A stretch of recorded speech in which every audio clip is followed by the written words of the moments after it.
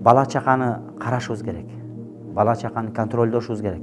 Эгерде бала чака ошентип жанагындай билгендей кылып мектепке кеттим, сабакка кеттим, университетке кеттим деп алып, аякка барып алып бети башын шайтандай кылып, шайтанга окшотуп, чийдирип, анан шайтандын кылыгын кылып жүргөн адам жөн эле ман ташаббаха биқаумин фахуа минхум дейт Пайгамбар саллаллаху алейхи хадисте. Кимде-ким кайсы бир коомго окшошсо, ал ошолордон. Кыяматта Аллах Таала ошолордун жанында тирилтет. Пайгамбарыбызга окшошсо, биздин бала чакабыз, биздин эл журтубуз пайгамбарыбыз көрсөткөн жолдо жүрө турган болчу болсо, анда пайгамбарлар менен, аулиялар менен, алым уламалар менен Алла сүйгөн пенделердин катарында тирилиши мүмкүн. Эгерде кимде-ким шайтанга окшоп жүрө турган болчу болсо, анда Аллах Таала алардын ахиретин өзү оңдосун, Аллах Таала өзү хидаят берсин да. Ошондуктан бул жерде билинбеген менен чоң бир саясат жатышы мүмкүн. Азыркы күндө бир 50 бала, 100 бала, 50 бала, 50 студент бир 100 студент чогулуп ошого окшогон бир иш-чараларды өткөрүшү мүмкүн. Эртең бул мамлекеттик деңгээлде болушу мүмкүн да.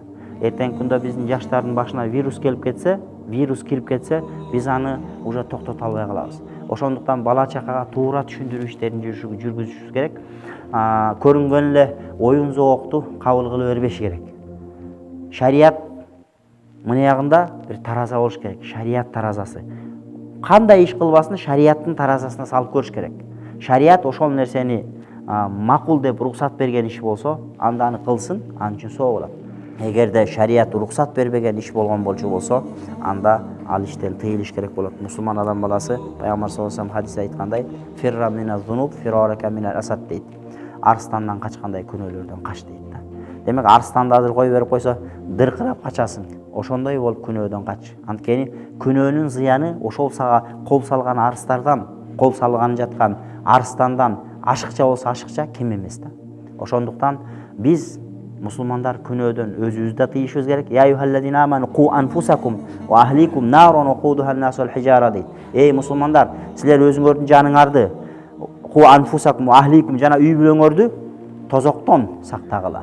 Уақудуха нас вал хижара, ал тозоктун отуну адамдар болот. Жана кимдер болот дейт?